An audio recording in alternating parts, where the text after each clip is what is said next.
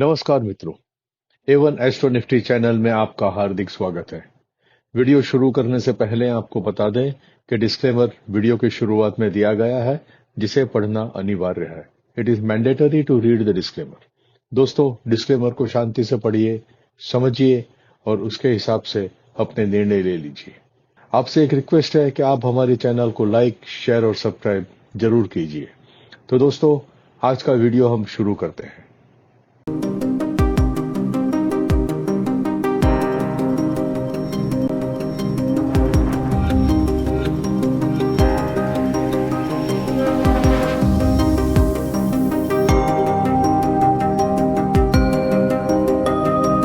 नमस्कार मित्रों, जैसे हमने आपको प्रॉमिस किया था कि हम एक वीडियो की सीरीज बनाएंगे जिसका टाइटल है कि can I earn in FnO and stock trading. क्या मैं फ्यूचर्स एंड ऑप्शंस में और स्टॉक ट्रेडिंग में, यानी कि बेसिकली शेयर के ट्रेडिंग में मैं पैसे कमा सकता हूं या नहीं। ये एक बहुत ही पेचीदा सवाल है और जितने भी एक्सपीरियंस्ड ट्रेडर्स हैं उनको सबको पता है कि इसका जवाब ना है। जी हां दोस्तों, आपने सही सुना, इसका जवाब ना है। ट्रेडिंग में, फ्यूचर्स एंड ऑप्शंस में, स्टॉक ट्रेडिंग्स में कमाना बहुत बहुत बहुत ही मुश्किल है। कारण आप सब जानते हैं, जो नए लोग हैं उनको भी धीरे धीरे पता चल जाएगा कि मार्केट को, यानी कि हमारी मार्केट की सिर्फ बात नहीं करता हूं मैं वर्ल्ड मार्केट की बात करता हूं। वर्ल्ड मार्केट को भी घुमाया जाता है। बड़े बड़े प्लेयर्स अपने मुनाफे के लिए मार्केट को अपनी ओर खींचते हैं, क्योंकि उनके पास उतनी कैपिटल होती है, उनके पास इतने स्टॉक्स खरीद के या इतने स्टॉक बेचने की क्षमता होती है, जिसके कारण या तो मार्केट बढ़ता है या तो मार्केट गिरता है। सब कुछ कभी कभी तो ऐसे लगता है कि प्री प्लान्ड है। एनीवे, ये सब चीज में ज्यादा जाने के बजाय हम एज ए रिटेलर क्या कर सकते हैं।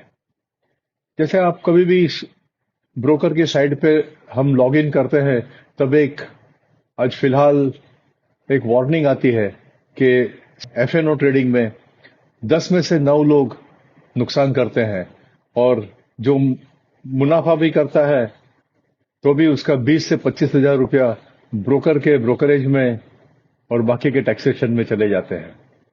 और अंदाज से जो लोग नुकसान करते हैं वो 20,000 से लेके 50,000 तक का नुकसान करते हैं। तो दोस्तों, एवरेज 10 में से 9 लोग स्टॉक ट्रेडिंग में, एफएनओ ट्रेडिंग में लॉस करते हैं। तो अब हम ऐसा क्या करें कि हमको प्रॉफिट हो सके या प्रॉफिट होने की संभावना थोड़ी बढ़ सके। क्या ऐसा कोई शास्त्र है, क्या ऐसी कोई रीत है, क्या ऐसी कोई मेथड है कि हम हमारा प्रॉफिट थोड़ा सा बढ़ा सके और हमें स्टॉक ट्रेडिंग से थोड़ी सी इनकम हो सके। तो दोस्तों, आज इसके बारे में बात करेंगे। तो हम बेसिकली फाइनेंशियल एस्ट्रोलॉजी के जरिए ही हम बात करेंगे, क्योंकि एक सबसे 100% सही तरीका है कि आपके पास इनसाइड इंफॉर्मेशन होना, जो हम रिटेलर्स के पास तो होती नहीं है। अगर किसके पास इनसाइड इंफॉर्मेशन है तो डेफिनेटली वो स्टॉक ट्रेडिंग में और एफएनओ ट्रेडिंग में बहुत अच्छी कमाई कर सकता है। लेकिन जिसके पास इनसाइड इंफॉर्मेशन नहीं है वो क्या करे, हम रिटेलर्स क्या करें? तो हमें सिर्फ ज्योतिष का सहारा लेना पड़ेगा कि क्या ज्योतिष के जरिए हम कुछ अनुमान लगा सकते हैं या प्रेडिक्शन कर सकते हैं कि हमें थोड़ा सा मुनाफा और हो। तो दोस्तों, आज चलिए हम शुरू में हम बात करते हैं कौन से टॉपिक पर हम चर्चा करेंगे और बाद में हम धीरे धीरे आने वाले वीडियो में एक एक टॉपिक के ऊपर विस्तार से हम डिस्कशन करेंगे। उम्मीद है कि आप लोगों को ये वीडियोस बहुत पसंद आएंगे और आपको इससे कुछ जानने को मिलेगा और आपका कुछ फायदा जरूर होगा। तो दोस्तों, एक है वैदिक एस्ट्रोलॉजी। वैदिक एस्ट्रोलॉजी यानी नीरियन एस्ट्रोलॉजी के जरिए हम थोड़ा बहुत अनुमान लगा सकते हैं कि भाई हमारी कुंडली में या हमारे हॉरोस्कोप में ट्रेडिंग करने के या सट्टा खेलने के योग है या नहीं है। एफ&ओ ट्रेडिंग बेसिकली एक सट्टा ही है, और सट्टा खेलना वो तो बहुत पुरानी आदत है, इंसान की बहुत पुरानी आदत है ये। महाभारत में भी सट्टा खेला गया था और पांडवों ने अपना पूरा राजपाट तो दांव पे लगा दिया, लेकिन अपनी रानी को भी दांव पे लगा दिया था, वो हम सब जानते हैं। तो एक जरिया हमारे पास है वैदिक एस्ट्रोलॉजी, दूसरा एक जरिया है सर्वतोभद्र चक्र, जिसके कारण हमें थोड़ी और इंफॉर्मेशन मिलती है, थोड़ी और गाइडेंस मिलती है। तीसरी आज के जमाने की केपी एस्ट्रोलॉजी, कृष्णमूर्ति पद्धति। कृष्णमूर्ति पद्धति का यूज करके भी हम स्टॉक ट्रेडिंग में कमा सकते हैं या नहीं, उसका हम अनुमान लगा सकते हैं। दूसरी एक रीत है टैरो कार्ड्स, और दूसरी एक रीत है कि जो वेस्टर्न कंट्रीज में बहुत ही प्रचलित है, और वो है वेस्टर्न एस्ट्रोलॉजी। हमारे देश में वेस्टर्न एस्ट्रोलॉजी ज्यादा प्रचलित नहीं है, हम यहाँ नीरियन एस्ट्रोलॉजी का उपयोग करते हैं। और सुना है और मैंने पढ़ा भी है कि वेस्टर्न एस्ट्रोलॉजी के मुकाबले हमारी नीरियन एस्ट्रोलॉजी ज्यादा सही परिणाम देती है, ज्यादा सही प्रिडिक्शन देती है। और आखिर में एक है न्यूमरोलॉजी।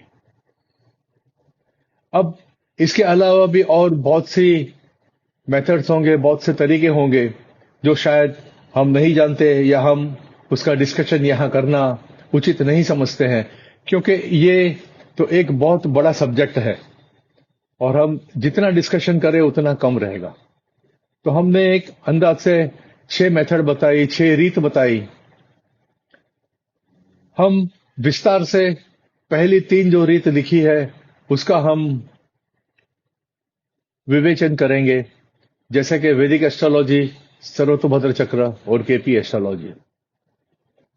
टैरो कार्ड के बारे में मेरा अनुमान है और मेरा जितना भी एक्सपीरियंस है उससे मुझे ये पता चलता है कि टैरो कार्ड से अगर आपने आपका रोज का भविष्य देखने की कोशिश की, तो आप अगर 2 बार टैरो कार्ड खींचते हैं तो दोनों बार आपका टैरो कार्ड अलग अलग आने की संभावना रहती है। तो अगर एक ही इंसान के 2 टैरो कार्ड अलग अलग आए तो उसका प्रिडिक्शन भी अलग अलग होगा। तो मैं टैरो कार्ड के ऊपर ज्यादा इतना भरोसा नहीं करता हूं, स्पेशली शेयर मार्केट ट्रेडिंग के लिए। मैंने पहले कोशिश की थी और थोड़े बहुत कभी कभी सही रिजल्ट मिले भी थे, लेकिन इस पे ज्यादा भरोसा नहीं कर सकते। वेस्टर्न एस्ट्रोलॉजी की बात करें तो मैं बता चुका हूं कि वेस्टर्न एस्ट्रोलॉजी नीरियन के मुकाबले इतना विश्वसनीय नहीं है या इतना परफेक्ट नहीं है, तो वेस्टर्न एस्ट्रोलॉजी के बारे में हम बात नहीं करेंगे। न्यूमरोलॉजी से भी बहुत से लोग प्रिडिक्शन करते हैं, लेकिन मुझे भी लगता है कि न्यूमरोलॉजी का इतना खास उपयोग नहीं होता है। तो हम पहले 3 टॉपिक के ऊपर चर्चा करेंगे हमारे आने वाले वीडियो में। अब हम देखते हैं कि how to find good and bad periods and days, यानी सही, अच्छा और खराब हमारा समय और दिन कैसे हम ढूंढे। तो उसमें एक है, जैसे कि लोग अपना प्रेडिक्शन देते हैं, आपने सुना भी होगा, कोई चंद्र के आधारित प्रेडिक्शन देता है, कोई सूर्य के आधारित प्रेडिक्शन देता है, तो कोई चंद्र दशा के आधार से प्रेडिक्शन देता है, कोई गोचर के प्लैनेट के आधार से प्रेडिक्शन देता है, केपी प्रश्न कुंडली करके भी कोई प्रेडिक्शन दे सकता है। चंद्र जिस नक्षत्र से गोचर करता है उस नक्षत्र का आपके कुंडली के साथ मिलाप करके आपको कौन से नक्षत्र में ट्रेडिंग करना चाहिए और कौन से नक्षत्र में ट्रेडिंग नहीं करना चाहिए, इसके बारे में भी अनुमान लगा सकते हैं। दूसरा एक टैरो कार्ड जिसका हमने बताया, और एक है सर्वतोभद्र चक्र के द्वारा विश्लेषण करके भी हम पता लगा सकते हैं। दोस्तों, शेयर ट्रेडिंग में अगर मुनाफा कमाना है, एफएनओ ट्रेडिंग में अगर मुनाफा कमाना है, तो बेसिकली हमारी कुंडली में उसके योग होने चाहिए, हमारे धन योग होने चाहिए। और धन योग में हमारा धन स्पेकुलेशन के थ्रू या लॉटरी के थ्रू या शेयर मार्केट के थ्रू आने की संभावना होनी चाहिए। ये सबसे अहम बात है। अगर ये हमारी कुंडली में नहीं है तो हमें शेयर ट्रेडिंग तो कभी करना नहीं चाहिए, क्योंकि हम सिर्फ लॉस और लॉस ही करेंगे और हमारा मेहनत से कमाया हुआ धन हम पानी में बिखेर देंगे। तो एक हुई हमारी ये कि कौन से योग होने चाहिए, उसको धन योग कहते हैं। बहुत सारे योग है, हम उसका डिस्कशन जरूर करेंगे आने वाले दिनों में। अब इसके साथ में एक ये भी है कि हमें निर्धन का योग नहीं होना चाहिए या हमारे नेगेटिव योग नहीं होने चाहिए, जिसके कारण हमें हमारे काम में घाटा हो। एक तो है धन कारक योग और दूसरा है निर्धन कारक योग। तो कुंडली में धन कारक योग होना चाहिए और निर्धन कारक योग नहीं होना चाहिए। और अगर वो योग है तो भी बहुत ही मामूली हो या तो बहुत ही इनइफेक्टिव योग हो, क्योंकि कुंडली में बहुत सारे योग होते हैं और हर एक की कुंडली में कुछ न कुछ तो नेगेटिव होता ही है, तो उसकी असर कभी न कभी तो दिखाई देती ही है। तो दोस्तों, ये रही, हम इस हिसाब से आगे आने वाले दिनों में हमारे वीडियो में बात करेंगे, डिस्कशन करेंगे और हमारे विचार प्रकट करेंगे। दोस्तों, इसके साथ में मैं आपको और एक चीज बताना चाहता हूं। दोस्तों, बात करेंगे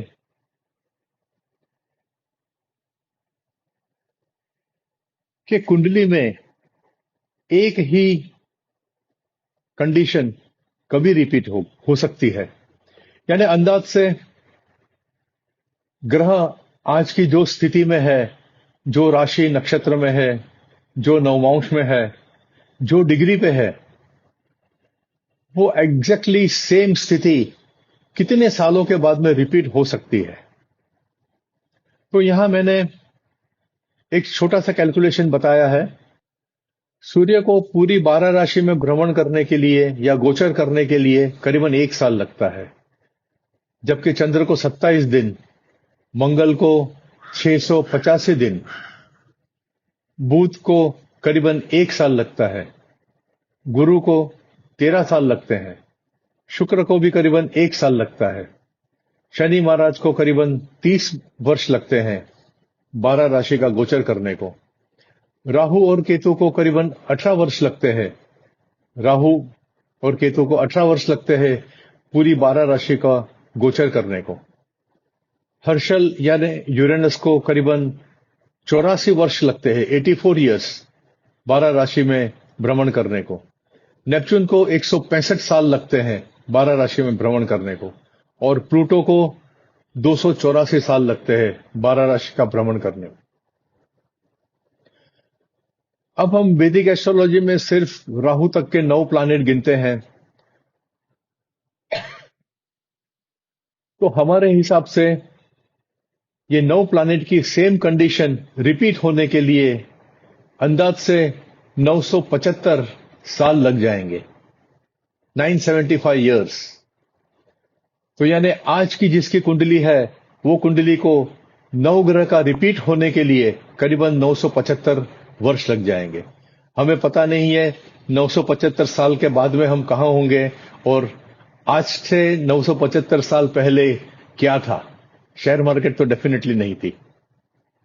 और अगर हम 12 प्लैनेट गिनते हैं, जो कि हमारे फाइनेंशियल एस्ट्रोलॉजी में गिने जाते हैं 12 प्लैनेट, और वेस्टर्न एस्ट्रोलॉजी में भी 12 प्लैनेट गिनते हैं, तो 12 प्लैनेट अगर गिने तो ये तो बहुत बड़ा फिगर आता है। आप खुद पढ़ लीजिए इसे। 3 अरब 38 करोड़ 60 लाख 76,763 साल लगेंगे एक ही ग्रहों की पोजीशन को रिपीट करने के लिए। ये हम सोच ही नहीं सकते। इनफैक्ट ये 975 साल भी हम सोच नहीं सकते, क्योंकि 975 साल के बाद में हमें पता नहीं हम कहां होंगे, कौन सी चीज कैसी होगी, मार्केट होगी या नहीं होगी, और होगी तो कैसी होगी, हम कुछ कह नहीं सकते। तो ये एक छोटा सा कैलकुलेशन था जो मुझे बताना था, क्योंकि मैं समझता हूं कि लोगों को ये जानना जरूरी है कि आज एज ए फाइनेंशियल एस्ट्रोलॉजर जब हम प्रिडिक्शन करते हैं तो हमें पता नहीं है कि ये जो भी प्लेनेट की पोजीशन है वो पोजीशन कभी आई थी। हम जो भी प्रिडिक्शन करते हैं उसमें काफी कुछ अप्रोक्सीमेशन होता है, क्योंकि एग्जैक्ट प्रिडिक्शन करने के लिए हमें 975 साल पहले का देखना पड़ेगा। अगर 9 ग्रह से सिर्फ करते हैं कि तभी ग्रह की पोजीशन क्या थी और मार्केट पे उसका क्या असर हुआ था, मार्केट ने कौन सी चाल दिखाई थी। बाकी प्रिडिक्शन इसीलिए मैं हमेशा कहता हूं कि 60 से 70 प्रतिशत हमारे प्रिडिक्शन सही रहेंगे, और फिलहाल करीबन 90% के आजू बाजू में है, लेकिन मैं फिर से कहता हूं कि वो धीरे धीरे कम होकर 60 से 70% तक आ जाएंगे। तो दोस्तों, ये रही हमारा एक शॉर्ट में इंट्रोडक्शन कि हम किस चीज के बारे में बात करने वाले हैं और आपको इससे क्या क्या लाभ होगा। तो दोस्तों, अब फिर मिलते हैं करीबन एक हफ्ते के बाद में और एक वीडियो में प्रस्तुत करूंगा, जिसमें हम शुरू में केपी एस्ट्रोलॉजी के माध्यम से शुरुआत करेंगे और थोड़ा सा केपी एस्ट्रोलॉजी का बेसिक फंडामेंटल भी समझाने की कोशिश करेंगे, और हमें उसमें क्या देखना है वो भी हम आपको बताएंगे। तो दोस्तों, आज के लिए इतना ही। जय श्री कृष्ण, जय हिंद।